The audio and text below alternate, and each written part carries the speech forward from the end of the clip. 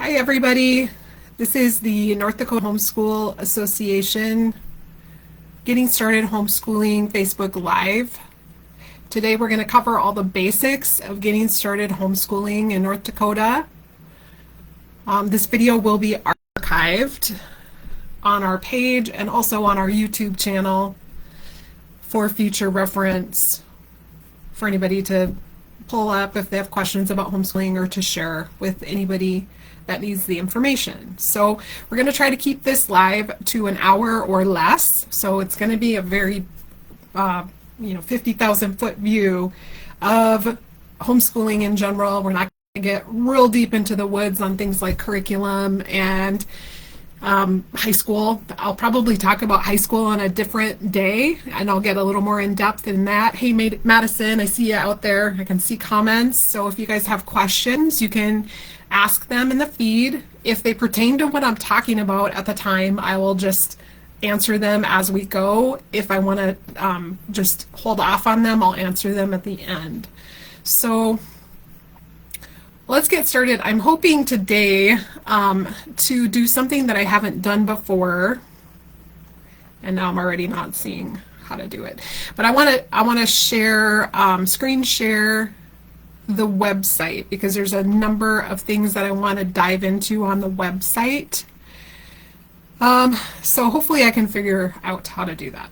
So we're all learning here, and if I can't, I can just refer to the hard copies that I have printed out of everything. So let's get started. So who am I? My name is Elizabeth Buck. I am the office administrator and editor for the Homeschool Association here in North Dakota. I've been in my role a few years now. I don't even know, I've lost track. I took over for Teresa Deckert, who had this position prior to me for many years, and she's still our legislative liaison for the Homeschool Association, so she's still very involved.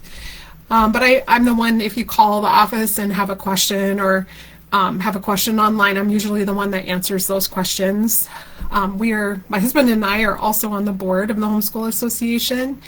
We have been homeschooling for 17 years. I did the math prior to getting on. You start to lose track over the years. It's funny how fast they go. So we have 3 boys. We live out in Wing, which is like, I can't remember which direction from Bismarck, northeast of Bismarck, about an hour. We live on the farm that I grew up on.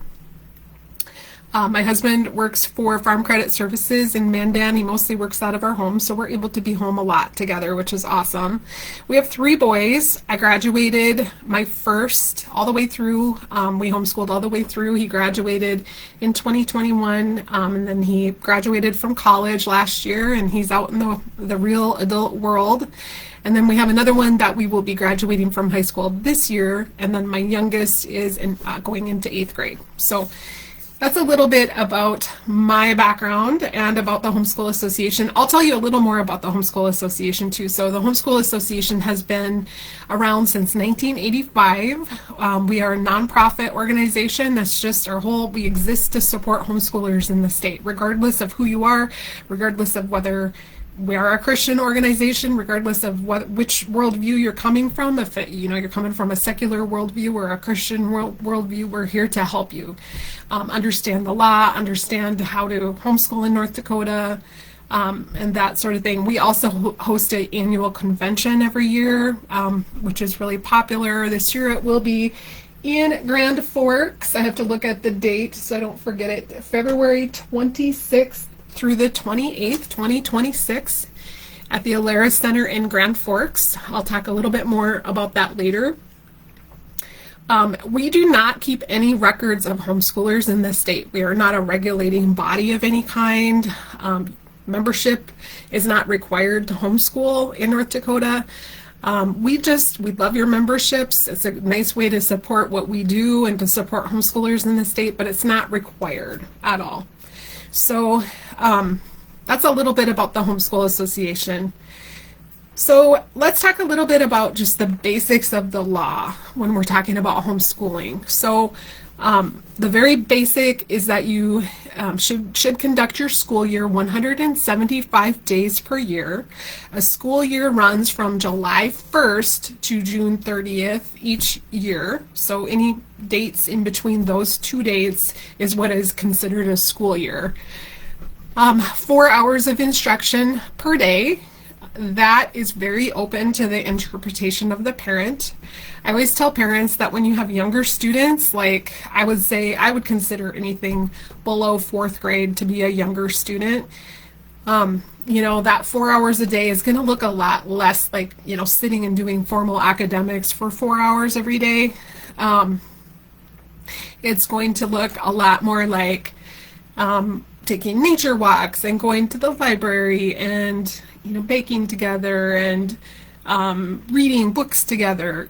It's going to be a lot more flexible in that way. I would say about 4th or 5th grade is when things start to turn a little bit and you're incorporating a little bit more of that 4 hours a day will constitute more formal academics. And then, of course, as you go into high school, even more so. At that point, the goal is to have kids that know how to learn and can be a lot more independent. And so you're part of that, of sitting with them every day and working through things with them every day, is going to be less and less as they get older and older.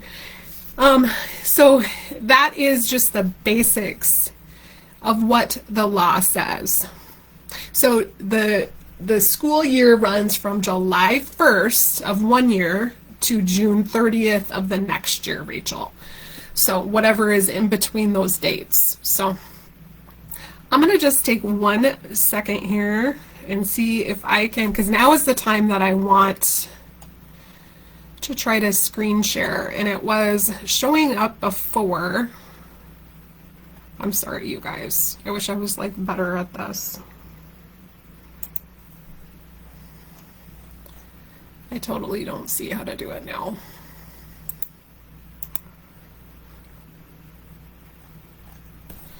But I can see all of your comments and everything, which is awesome. I'm happy about that. Just one moment here.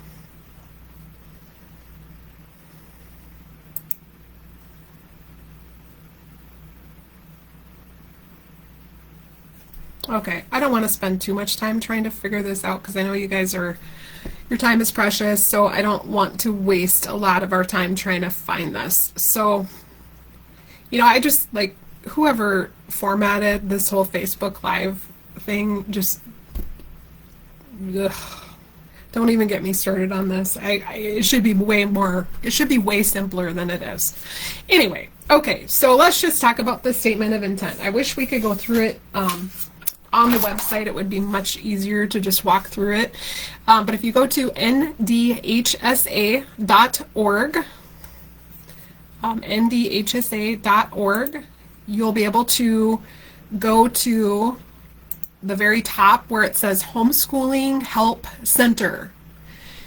And then if you drop down will show up, and the first thing you'll see is the statement of intent. So your statement of intent is really your most important part of getting started homeschooling.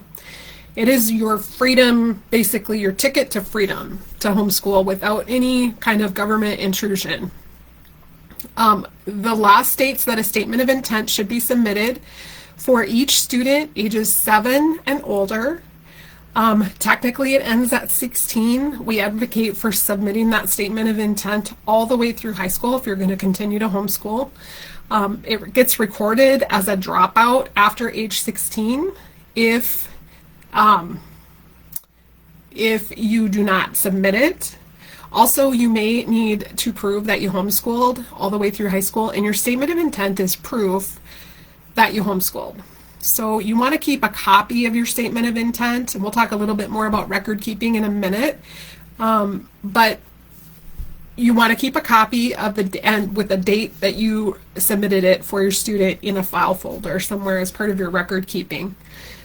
It goes to the superintendent of your school district, not to the Homeschool Association. We've been seeing a lot of statement of intents coming to us this year for some reason. I'm not sure why, but it does not go to us. It goes to the superintendent of the school district of your residence. So whatever your mailing address is, whatever your school district would be, it goes to that superintendent. You can drop it off in person. You call the school and get an email from them if you want.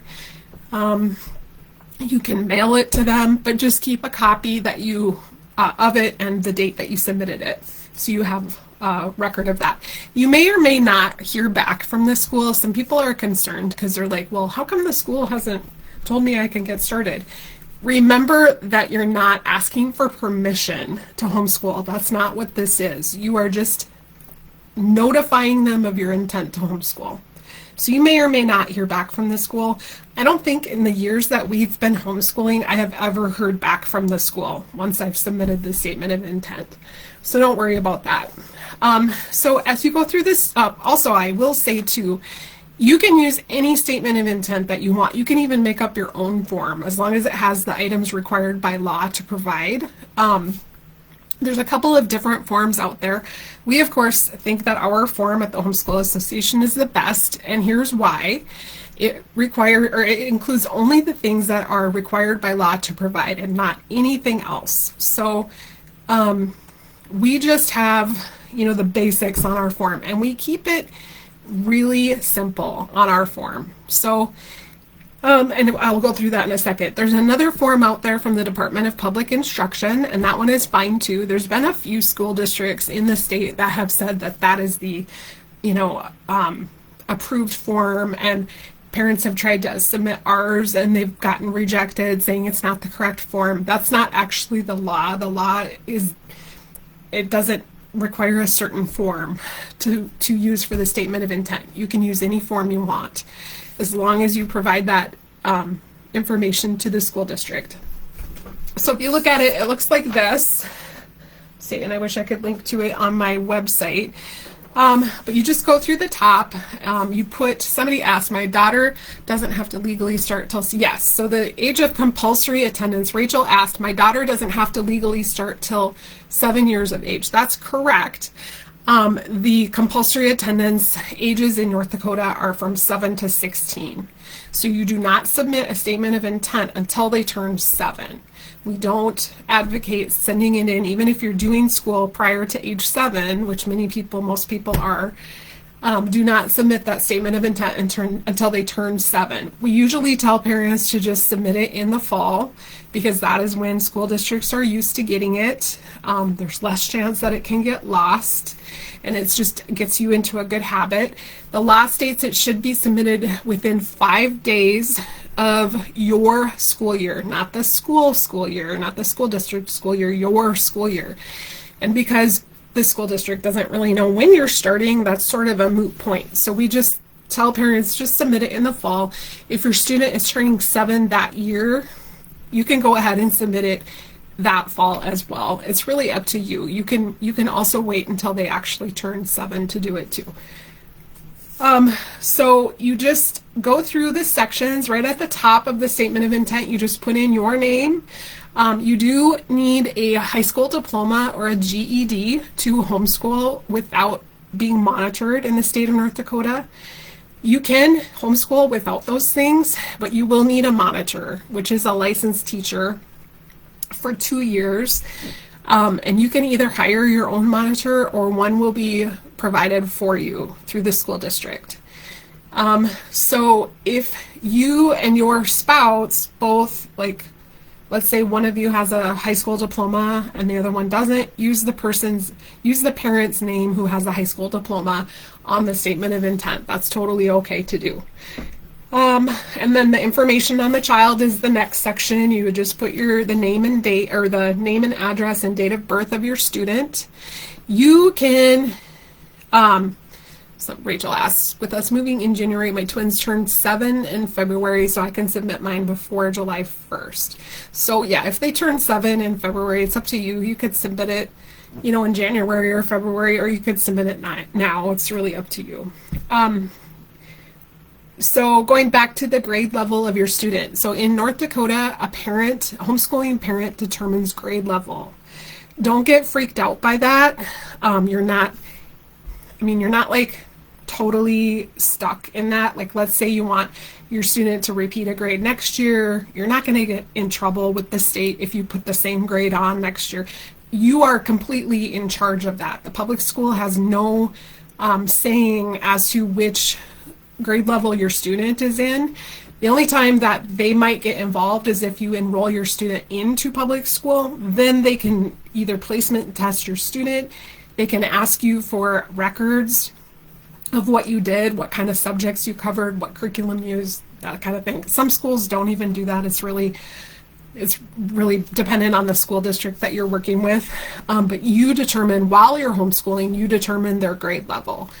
Also, don't feel like you have to stay with the curriculum level that you put on the statement of intent. So if you put third grade on the curriculum or on the statement of intent, but they're kind of behind in a subject or they're ahead in a subject, you don't have to stay in that grade level. So you can work with whatever level they're at. And they can be at multiple levels. That's part of the beauty of homeschooling.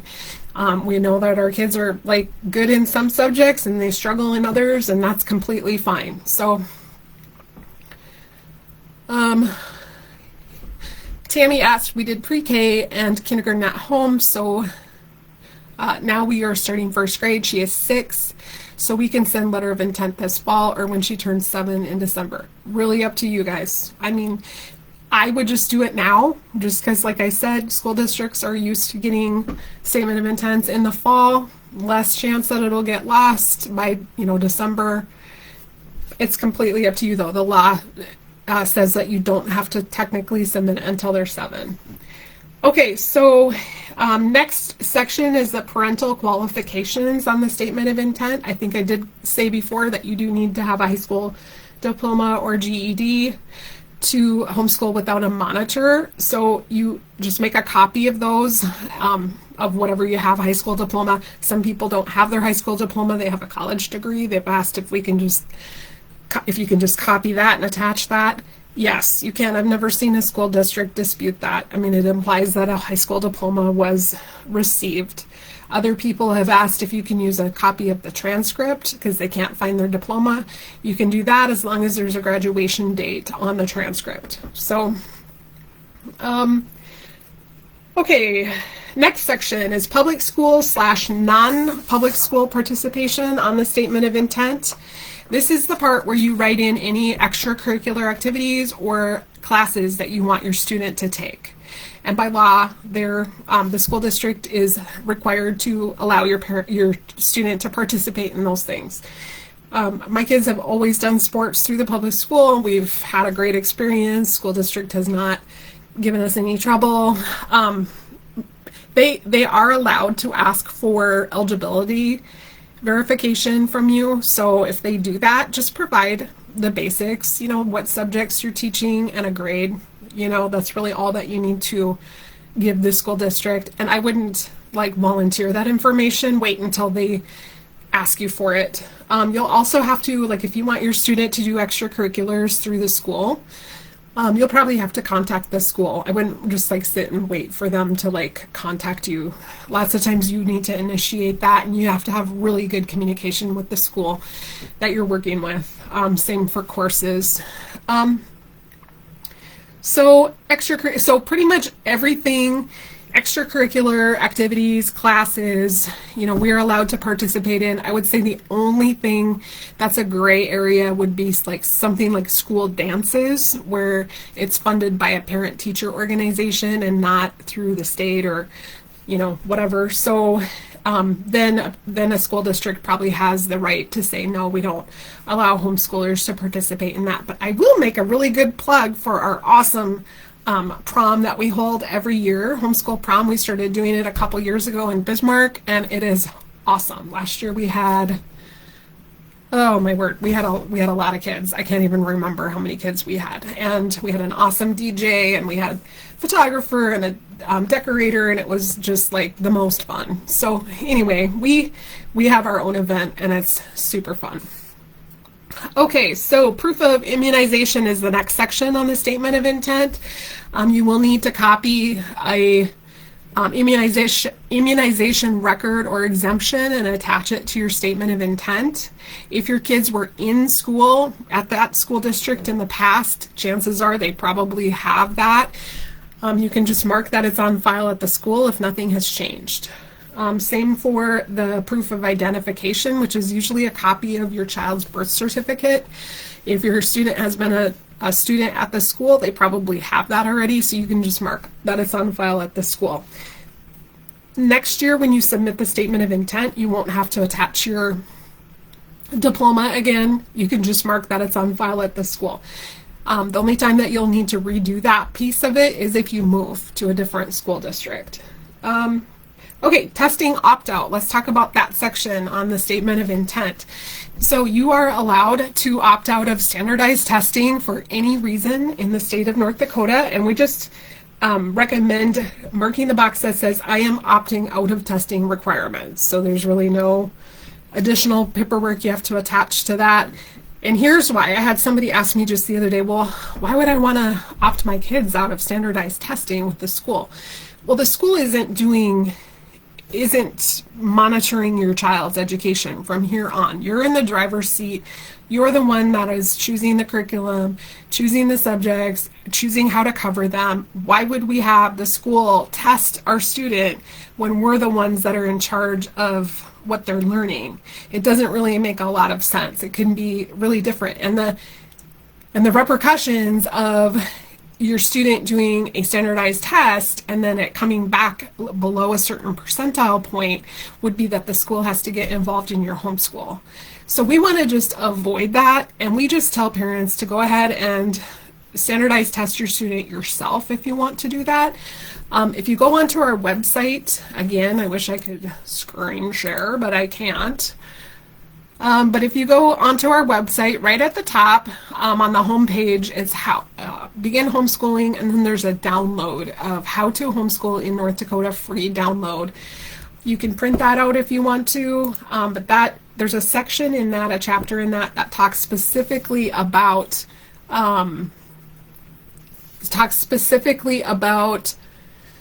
I lost my train of thought. Standardized testing, and it goes through all the main ones that are used, how to order them, how much they are, whether or not they require a proctor, that kind of thing. So that's really helpful.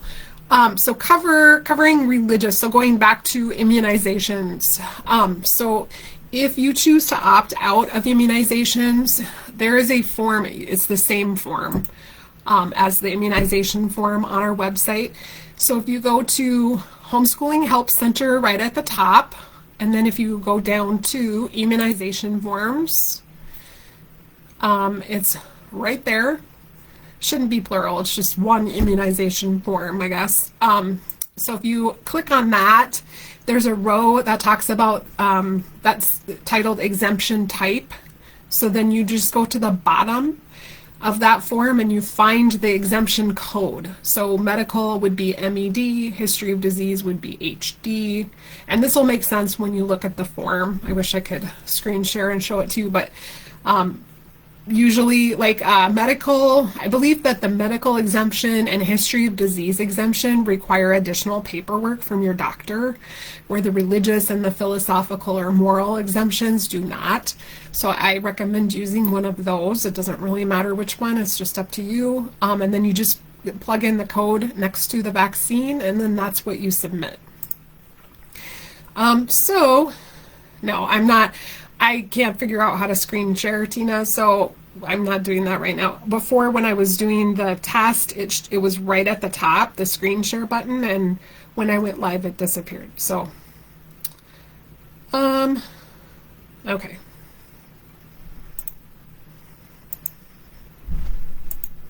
Okay, so immunizations, that's pretty much, and we talked about testing opt-out. And then you just sign that statement of intent and you are good to go and send that into the superintendent of your school district. So hopefully I covered the statement of intent pretty well. Are there any questions about the statement of intent in particular? Again, you're not asking for permission to homeschool. That's not what this is. You're just notifying the school district that this is what you're going to be doing. Okay. Next thing I want to talk about are required subjects.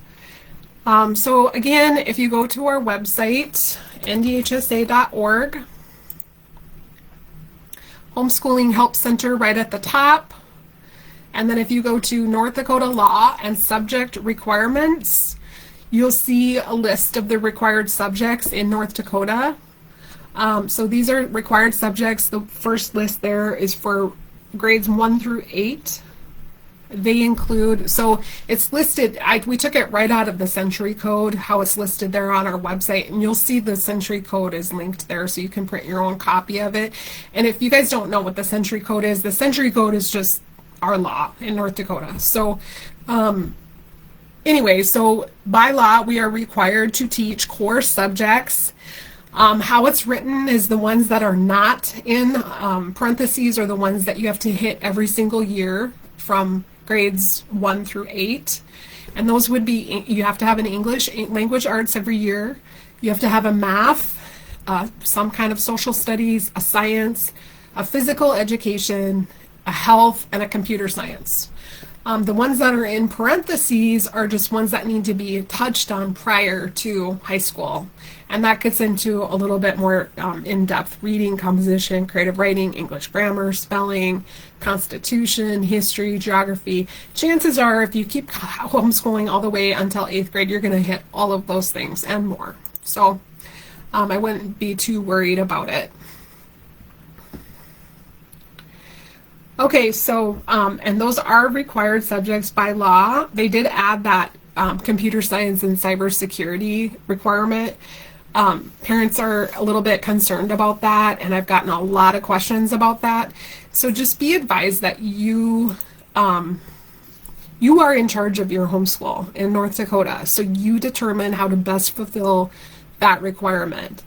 As far as cybersecurity goes, I would not overcomplicate it. If you're talking to your kids about staying safe online, about reputable websites versus not reputable websites, about scams that are out there, if you're talking to them about just staying safe in general online, I mean, you could make an argument that you're covering that requirement of the law. So I wouldn't stress out about it. One parent actually had her student do, so her husband was required, HR had required him as part of his job to do like a cybersecurity training. She had her student just sit in on that, and that was what they used. So I thought that was kind of a cool idea. Anyway, just it's totally up to you. I will say when we're talking about subjects, and I'll talk about physical education in just a minute, do we have to wait for the signature card? What does that mean, Angel? I'm not totally sure. Are we talking about immunizations? If you are exempting for a history of disease or, what's the other one? History of disease or medical exemption, you'll need documentation from your doctor, I believe. So, but you don't, I mean, you can use whatever exemption code you want. Okay, so when we're talking about subjects, the law is pretty open-ended about how to cover those subjects. Parents sometimes when they're pulling their kids out of the public school, they want a very detailed, what should I cover? I want to make sure I get every I dotted and every T crossed. And I get that concern. I do understand, but really you're probably not going to be able to cover every last thing that you want to cover. There's always going to be gaps. Public schools always have gaps. I wouldn't stress about it. Do the best you can. Enjoy the process of homeschooling with your student. We'll talk about that maybe a little bit more later, but I will say the caveat to this is North Dakota studies. So the state does get a little more involved in that particular subject. So they do require that you cover North Dakota studies in 4th and 8th grades, and they do have a little bit more detail about how they want you to cover that. So they do, in the Century Code, it lists, they want you to cover North Dakota geography, North Dakota history, agriculture, and then including the federally recognized Indian tribes in the state. So they do get kind of up in your business on that particular subject, and they want you to cover that. How you do that is totally up to you. I will tell you, we had a lot of fun last time that I covered this with my, let's see, he would have been 4th grade. This was many years ago because he's going into 8th grade now, but We had a lot of fun. There is a curriculum out there written by Laura Knight through Knight Publishing. If you want that information, contact me. I can get you her email. They don't have a website yet, but Laura's put in many hours into her curriculum, and it's really awesome. So we did use a little bit of that. We read some living history books on, I believe that we did Sitting Bull, and we did Teddy Roosevelt, the series of their life when they were young. I can't remember what they're called. Anyway, we did that one, and then we took a trip to the Heritage Center. We went to Fort Mandan and Washburn and toured that. We went to Fort Lincoln. So we had a lot of fun. And all of those things were covered at some point. And I didn't stress too much about, and also I will say, will anyone knock on your door and ask you if you covered all these things and when you covered them and ask for dates? No, they will not. If you enroll your student back into public school or into public school, they may ask for some details with that, but chances are they may not. So, but you do want to keep good records. And that's a good little segue into record keeping. So we're going to talk about that. Hang on just a second. Know the intent to homeschool. What was the original question? No, I can't find it. I'll talk about the homeschool convention in a minute, you guys. It's awesome. I would highly, highly encourage you to go. For physical education, what are some ideas that homeschoolers do in North Dakota? So physical education is also very open to the interpretation of the student or of the parent. I didn't really stress about that too much when my kids were little. We did a lot of days in the park, and we did activities like somebody mentioned ATA, martial arts. My kids were always in sports. When they got older into high school, my boys got really into like working out and learning about fitness and learning about eating right and building muscles, and I counted all that for high school credit because they really did an awesome job. They actually taught me about eating better, and we actually modified the way that our family approaches food in general just based on what my kids learned while they were teaching themselves, all that kind of stuff. So I do know some co-ops have get-togethers. Some support groups do physical education days, so you could look into that. I know I don't know if Fargo did it, but I know in Bismarck for a time they were meeting out at University of Mary for a class. I don't think they do that anymore, unfortunately. So some of the colleges sometimes will offer homeschool physical education classes. Don't stress about it. Like, just do your best to try to meet that part of the law. Hopefully that answers your question. Do we have to wait for a signature card on the intent to homeschool? I think that's what Angel's asking me. No, you don't have to wait for the school to get back to you for anything. You can just, you submit it within 5 days of the start of your school year, and you get started, and the school may or may not get back to you. Some of them send out a confirmation letter, but you don't have to wait for that. Hopefully that answers your question.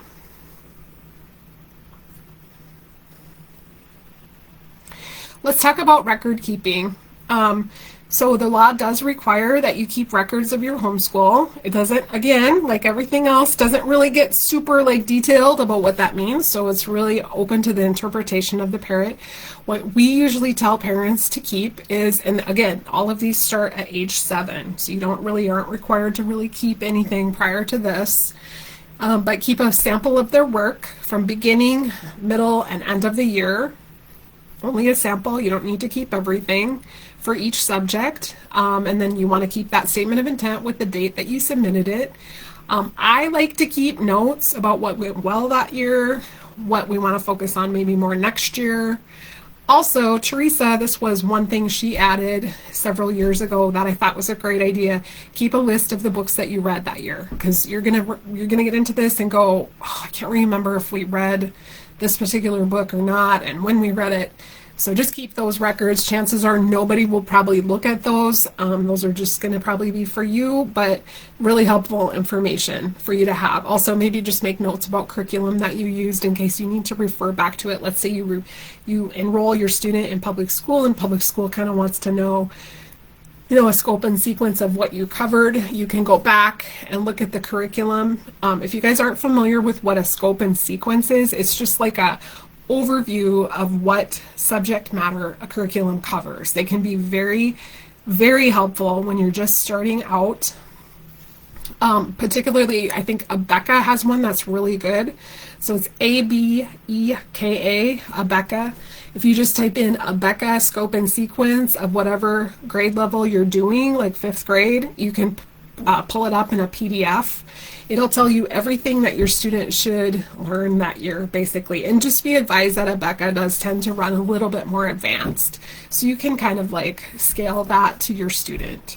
But it can be really helpful when you're just starting out and you're like not sure what your student should learn. Sorry, I'm gonna just take a quick drink of water. So that's called a scope and sequence. So going back to record keeping. So again, a sample of the work, statement of intent, some notes. That's really all that, if you do test your student, maybe keep a sample or a copy of the results of that in the file folder. That's really all you need to do. Okay. Convention, is there a live stream? No, we do not have a live stream. There are available recordings that you can purchase that are pretty affordable. You can pick all of the convention workshops to download them, or you can just choose certain ones. We usually advertise that after the convention of how to do that. The convention, I just really can't advocate for the convention enough. So we've been doing the convention for decades now, and we've gotten pretty good at it. We get very good attendance from homeschoolers in North Dakota and around the region. Actually, we have families that come from Minnesota and Montana and South Dakota. We have a vendor hall, so we have a lot of the big curriculum providers that come into our vendor hall, other homeschool related vendors that we have workshops, we have a keynote speaker usually, we have all kinds of different family events happening in the evenings. So it's just really big fun. Last year we had a career fair for young adults and for high schoolers that was really well received. We have a used book sale on Thursday night of convention. That's always a big deal. So anyway, make plans to come February 26th through the 28th. It's in Grand Forks this year. We've been doing it in Bismarck for several years in a row. We're just going to get out of Bismarck for a year or two, and we like to move it around to give families from other parts of the state to make it a little easier for them. We do realize Bismarck is the most centrally located, so that works out pretty well for people, but we do like to break it up a little bit. So okay, so we have talked about required subjects, we've talked about record keeping and the statement of intent. Okay, so I want to just briefly touch on, let me just go through and make sure. Yes, the convention is free. Is it free for pastors? I think it is. And for grandparents. For sure for grandparents. I can't quite remember the pastor thing. I kind of think it is. And if you are a member of the Homeschool Association, it's also cheaper for the convention registration. Okay, I think I am all caught up on questions.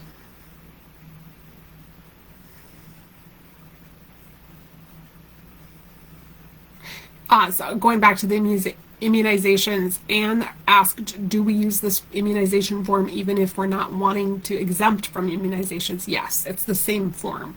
Or you can use the one from your doctor too. That's fine. We just provide one in case people need that. Okay, I think I'm caught up on questions. Is it possible to homeschool 4 days a week? So just add a few more hours each day. How do we count that toward our 175 days a year? Okay, thank you, Haley. That's a really good question. Okay, so yes, absolutely. I will preface this by saying I am a type B homeschool mom. I don't tend to be super OCD about everything. I've I've forced myself to be a little bit more of that being in this role for the Homeschool Association, but I have never, full disclosure, I have never kept like super detailed attendance records or hourly records or anything like that. You can totally do that. You can totally do that. I think it's a great idea. If you're a member of the Homeschool Association, as part of that, you'll get a welcome packet, and in the welcome packet there is a homeschool planner that's super beautiful. We had a gal design it for us, and in that you have an attendance tracker, so you can track your hours as you go through. You can totally do that. I never did that. Nobody has ever asked me for that. Chances are, even if you enroll your student in public school, they're probably not going to ask you for like, how many days did you do school every day. They may, I mean, you want to maybe, if you're really planning on sending your kids back to public school or sending them to public school, maybe that'd be a good idea. I'm not telling you not to do that. That's great if you want to do that. We do a 4-day week at our house, actually. We usually don't do school on Fridays, and that works out beautifully for us. Yeah, make it work for you. You guys, you don't have to do school like the public school, and that actually is one of my biggest points that I hope you take away from this, is that you do not have to replicate public school at home. In fact, you will burn out if you do that. Homeschooling is totally different than public school. So you don't have to keep those same hours. There's working parents that are homeschooling. Do school when you can. You can do it on the weekend. You can do it in the evening. You can break it up into different you can do 2 hours in the morning and then do something else in the afternoon. And I mean, you can totally make it work for you. Don't be like a slave to this 4-hour, 175 days of instruction requirement. Make it work for you and your family. So,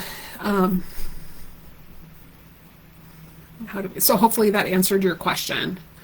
And again, a school year runs between those days of July 1st and June 30th. So however you get those 175 days in that window of time, that's a school year. So some people don't do school in the summer, some people school year round, but those dates can help you track when to start an actual technical new school year, especially if you're schooling all year round. We don't do that at our house. I need a break. I can't do that. We've never schooled in the summer, but like, kudos to you if you can do that. So, okay. So that covers the required subjects. I want to just briefly talk about curriculum. Yeah, so Anne asked, does the code have any more detail on what they are wanting in these subject areas? Or is this the extent of what the state? Yes, and the rest is up to the parent. Yes, the rest is up to the parent. The parent, DPI does not approve our homeschools. They do not monitor our homeschools. The public school, you're not going to, one parent asked me one time when they submit their grades to the public school, and I'm like, no, that's not how this works at all. You are completely in charge of your homeschool. You can interpret what the Century Code means when they talk about covering language arts or covering history or covering whatever. And again, the only caveat is that North Dakota studies requirement goes a little bit into the weeds about the actual subjects they want you to require. And that's totally okay. You guys can totally make judgment calls on how to cover subject requirements for your student. Okay, curriculum. So I kind of want to move this along. We've got about 20 minutes left of our live if I try to keep it to an hour. So curriculum, we are really in the golden age of curriculum right now. It is super overwhelming to choose curriculum. A couple of considerations. Number one, there is not any approved or accredited curriculum that you're supposed to use in North Dakota. You can use anything you want. It doesn't have to have accredited stamped on it. In fact, it'll probably be a lot cheaper for you as a parent buying this curriculum if it isn't accredited per se. So you can use anything you want. Again, I'll give another little caveat. The caveat to this would be, let's say you are pulling out a high schooler for a season of homeschooling, and then you want to put them back into the public school to graduate. Then I would use the North Dakota Center for Distance Learning while you're homeschooling to make sure that those credits transfer seamlessly back to the public school. So anytime you're talking about high school diploma, if you're going to homeschool all the way through and then you issue the diploma, and that is a valid and recognized diploma, it will let your student go to college, it will let them go to the military, it will, beauty school, whatever kind of post-high school endeavors they want to do. If you try to get a public school diploma with homeschooling, with a homeschooling transcript, that probably won't work out very well. The public school would have to go through every last subject that you covered and with a fine-tooth comb and make sure that it lines up with what they require. And you could do all this work to submit all this information to the school district and still have them come back and say, no, it doesn't quite line up with what we have. Why would you do that? You can just issue your own diploma. But like I said, if your plan is to pull them out for a season, put them back in eventually to graduate, use the North Dakota Center for Distance Learning. And I believe if you sign up through the school district, that cost is covered. So you don't have to use, any type of specific type of curriculum.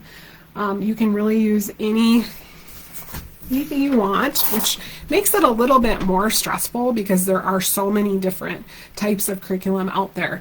We do not advocate using online, screen-based curriculum for very young students. I would say this is just a personal opinion. You guys can take it with a grain of salt. I would say 4th grade and under, you can do your school time in probably an hour or less every day. Why would you set them in front of a screen? Just take that hour to work with them. They'll get so much more out of that time one-on-one with you. Research shows, that homeschoolers do very well academically. We perform in general, about 15 to 25 percentile points above public school peers. And this is not based on, the socioeconomic status of the parent. It's not based on the education level of the parent. It's also not based on the amount of restriction that each state has on homeschooling. It is simply because we are spending that one-on-one time with our students, and we love them more than anybody else. You know them better than anybody else. So why would you outsource that to a computer? So take the time to look into the different curriculum options that are out there on the market. There's some great curriculum out there. Nothing is going to be perfect. There's not one curriculum that's going to be like a sure thing in terms of like making sure your student, scores a 31 on the ACT. That doesn't really exist. All curriculum is going to have its pros and its cons. So you're going to just have to do the research and figure it out. So on our website, under right at the top where it says Homeschooling Help Center, and then if you go down to Curriculum Help, you will find a sheet that looks like this that you can print out, and it has ice cream cones on it. And it goes through the 5 different main types of curriculum that are out there: traditional, classical, Charlotte Mason, unit studies, and unschooling. So you have to figure out what you enjoy, what style fits you and your family the best. And then it gives some curriculum options based on that particular style of homeschooling. We've used all kinds of different curriculum throughout our 17 years. The good, the bad, the ugly. I've had great experiences with certain curriculum. Others I've kind of chucked and not really liked. And other people have loved them, but they just didn't work for us. My best advice is to find a homeschooling somebody that that's been homeschooling a few years. Talk to them about what works for them and then go from there. That to me is the best advice. Maybe use what they're using and kind of see if it works for you, and see if you need to make modifications to it. Again, like with the very young students, that formal academic time can be pretty brief. I mean, we were talking like an hour or two a day, especially for like the little ones. I would say 1st grade, 2nd grade, you can easily get your academic stuff done in an hour. And then the rest of the 4-hour requirement time can be spent doing other things, going for nature walks or going to the library, reading books together, even play. I feel like there's a huge, educational component when kids play and they're allowed the time to play. Alicia asked, sorry, you guys, my throat is starting to conk out. Hopefully it lasts for the next few minutes. Do we have to have a homeschool name to put on a homeschool high school diploma? Some people do. Most people do have a name for their homeschool, so that they can put it on the diploma. It's totally up to you. You don't have to do that. Ours is Veritas Academy, so that's what our diploma says when we give it to our students. So, okay. So curriculum. I wish I had a really fail-safe method of finding the perfect curriculum, but it really is just going to take time to figure that out. If you go onto that page on our website, you'll find that 5 flavors of homeschooling. The other website that's linked on that page is Kathy Duffy Reviews.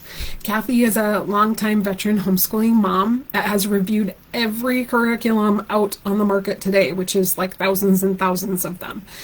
She gives you a brief overview of what the curriculum includes, the pros, the cons, that kind of thing. She has usually a really great way of looking at things. You can search curriculum based on how your student learns. On their grade level, you can search it, on the subject you're looking for. So it's a pretty cool site. So Kathy Duffy Reviews is the name of that. And if you go to the subject or the curriculum page on our website, that's linked on there. Again, remember, you don't have to have some kind of accredited curriculum. You can use anything you want. Disclaimer is if you're having a high school student pulling them out, sending them back in, then you want to think about that a little bit closer. Okay. Questions on curriculum. Do we have to document anything with the state? One of my kiddos has ADHD. No, you don't. If you do have an IEP and you want to continue that IEP, then you will have to submit the special needs services plan. You can also find that on our website. We have a special needs coordinator. Her name is Lori Wentz, and she is extraordinary. I love Lori. She is brilliant, if you ask me. She's very smart, and she can help walk you through this whole process. She's been through it herself with her students very successfully. She knows her stuff when it comes to dealing with kids with special needs, dealing with these school districts, how to work with them. That's why we brought Lori on a couple years ago, because we just found that we were getting so many questions about special needs, and the landscape was changing so much. So we needed to bring somebody on, a specialist that could help people. So you will need to, not necessarily just if your student has ADHD, would you have to do this? You wouldn't have to do this. But if you had an IEP or if they had some sort of special needs diagnosis where you were still going to be accessing services through the public school, then you would need to fill out the student services plan for homeschooling, and then the progress report that gets submitted 3 times a year to the school district. I will say, I don't know if you guys knew this, but in North Dakota, we have one of the most restrictive special needs laws in the entire United States. So if you're navigating that, do not try to navigate that yourself. It's complicated. It's tricky. That's why we have Lori. So reach out to us. I can get you her information. Are there any additional forms we need to fill out if our children are also enrolled in one of the tribes? I honestly don't know, Maddie. I'm sorry. I have no idea about tribal law, if that's different at all. So I would ask them. Good question though, but I can't answer that. All right. All right. So we were talking about special needs. I was going to mention one thing. What was it? This is what happens when you turn 50. You start to lose your train of thought. Okay, I think that pretty much covered special needs and curriculum. Okay, support. Let's see, I'm doing okay for time. Yay! All right, so support. Let's talk about support. Support is so important. It really is the reason, the difference between you continuing on homeschooling and burning out and sending them back into public school is support. So find a support group, find a co-op, find a group of people that have like-minded goals, that you can become friends with, and that you can do things together with your students, and you can socialize them. Socialization is one of those antiquated arguments against homeschooling. It completely doesn't apply anymore. I would say maybe in the 80s it did a little bit more, like when there weren't a lot of supports out there for homeschooling. Now there are so many things your students can be involved in that you have to be intentional to keep the home in homeschooling. Like, you could be gone constantly doing stuff. But it is really important to find your people. So find a support group. If you go onto our website, I keep this list updated. So under Homeschooling Help Center and then support groups, there's a pop-out list of all the different area support groups in the state. We have, I think most areas of the state have a support group, or at least have a contact person of somebody that you can ask questions. Sadly, there have been a few areas of the state where their support group has diminished, or the leader just stopped doing it. Nobody really took over the reins. I'm going to ask you guys, whoever's watching this today, consider starting a support group. Like, if you don't have one and you want one, maybe it's you. Maybe you're the one that needs to start one, and we're here to help you. So if you do decide to do this, it's not as scary as it sounds. It can just be meeting once a week or once a month, planning some activities together. It doesn't have to be super complicated. But if you do that, let us know here at the office. We can put you on our list. We can send somebody out from our office to do one thing that we do is we go to these support groups and we do this type of thing where we talk about getting started homeschooling. We go over the law, so consider starting your own support group. Or maybe you don't feel comfortable doing it right now. Think about it. Table that, put that on the back burner for 5 years from now, and come back to it and do it in 5 years, because people need it. We need more support out there, and there are some really great support groups out there that are thriving. So HSLDA, I'll just briefly talk about Homeschool Legal Defense Association. Don't get it confused with NDHSA, the North Dakota Homeschool Association, all these acronyms. We are a completely different organization. We do partner with them a lot, and we rely on them a lot. So Homeschool Legal Defense is a group of attorneys that will represent you for free if you run into any legal issues in your homeschooling. We've had membership with them all the 17 years that we've been homeschooling. I think I've only really needed to use it one time. I had an issue with something at the school, and it was fine. It all turned out fine. But Kevin Bowden is our attorney for the state of North Dakota. He's awesome. I love Kevin. Give him a little shout out. So go on to hslda.org and sign up today. You can sign up monthly for that, or you can sign up like a year. We usually do our membership yearly. Saves you a little bit of money. If you're a member of North Dakota Homeschool Association, you do get a discount for Homeschool Legal Defense too. And then also just our convention, which I already talked about at length. Another great way to get support as a homeschooler. We always have a getting started workshop there. We have other workshops, based on wherever you're at, in this whole process, whether it's high schoolers, or you're just starting out, or you have littles, or you're a single mom. We usually have ways that we hit on all of those topics at our yearly convention. Usually we open up registration for convention sometime after Christmas, I believe. So be watching, and it's a little cheaper if you sign up right away. I would encourage you guys to obviously sign up for membership with the Homeschool Association. You don't have to have membership to get help. So you can call me anytime, and I will talk you through anything you have questions on. You don't have to be a member. I won't verify whether you're a member or not. We do appreciate membership. It's $45 per family per year. And it just allows us to keep doing what we're doing. We do have a legislative liaison that I mentioned earlier, Teresa, that we work with to make sure that homeschooling stays free in North Dakota. I don't know if any of you know about our sordid history that we have, but it was illegal in North Dakota as recently as in 1989 it became legal. So we have had a strong legislative fight here to get the freedom to homeschool our students, and we make sure we stay on top of all of those things that can threaten our freedom to homeschool here in North Dakota. So we do appreciate membership and donations. That keeps us going. Okay, I think that covers everything, you guys, and I think we're just about at the 1 hour mark exactly.